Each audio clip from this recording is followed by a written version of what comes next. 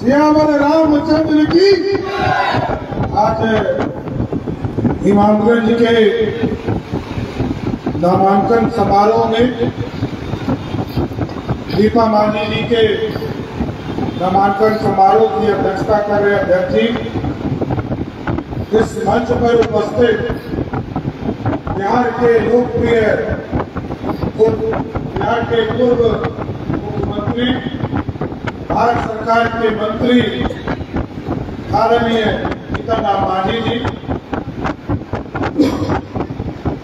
बिहार के उप मुख्यमंत्री आदरणीय विजय सिन्हा जी, बिहार के वरिष्ठ मंत्री और लंबे समय से बिहार की राजनीति में काम कर रहे विजय चौधरी जी, आदरणीय मंत्री जयंत राज जी, माननीय मंत्री शीला मंडल जी, माननीय विधायक अनिल कुमार जी, माननीय विधायिका ज्योति मांझी जी, माननीय पूर्व विधान परिषद के सदस्य उपेंद्र जी, हम लोगों के साथी पुराने आप लोगों के सांसद बड़े भाई आदरणीय सुशील सिंह जी, और इस मंच पर उपस्थित तमाम नेतागण और मंच के सामने उपस्थित तमाम भाइयों बुजुर्गों, नौजवान साथियों, छोटे छोटे बच्चों, आज साथियों महात्मा करने आए, क्योंकि ये चुनाव एक सीट से कोई सरकार नहीं बदलेगा, ये हमें पता है। लेकिन यदि आपका विश्वास हम लोगों को और मिले, आदरणीय मुख्यमंत्री नीतीश कुमार जी को आपका समर्थन मिलेगा, जीतन राम मांझी जी को समर्थन मिलेगा, हमें भरोसा है कि जिस गति से विकास बिहार में हो रहा है, इसके दुगने गति से हम विकास को आगे ले जा पाएंगे। साथियों, बहुत से चीजें हैं, बहुत से काम आपके पीछे बचे भी होंगे जो आदरणीय जीतन राम मांझी जी के समय नहीं हो पाया। इसी के लिए अपना प्रतिनिधि उन्होंने दिया। दीपा मांझी जी सरकार के दायित्व में काम कर रही करेंगी, जिनके पूरा परिवार इस पूरे गया जिला से पूरे बिहार की सेवा करने का काम कर रहा है।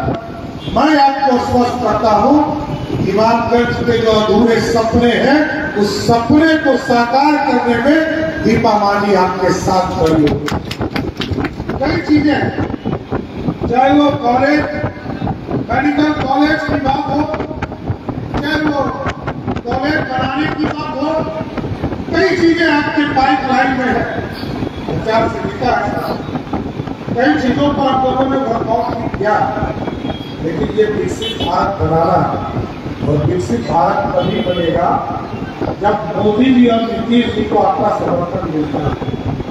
लोकसभा का चुनाव किस परिस्थिति में हम यहाँ हार गए, ये तो बाद में समीक्षा करने की जरूरत है। लेकिन साथियों, इस सीट पर यदि दीपा मांझी को चुनाव जिताकर भेजते हैं, तो फिर से नीतीश कुमार जी और मोदी जी को ताकत मिलेगी। क्योंकि साथियों, एक वोट अच्छे उम्मीदवार को देना ये महत्वपूर्ण होता है।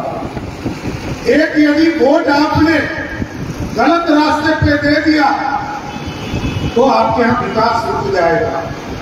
अभी लोकसभा के सांसद यहाँ चुनाव जीत गए साहब, यहाँ कुछ नहीं होगा, सबको पता है। यदि सुशील जी सांसद होते तो आपका काम बढ़ते आता, क्योंकि दिल्ली में भी मोदी जी की सरकार है और बिहार में भी नीतीश कुमार की सरकार है। तो साथियों, आगे भी हमको ये सोचना पड़ेगा, देखना पड़ेगा कि हर हालत में यहाँ से हिंदुस्तानी अवाम मोर्चा के उम्मीदवार चुनाव जीते।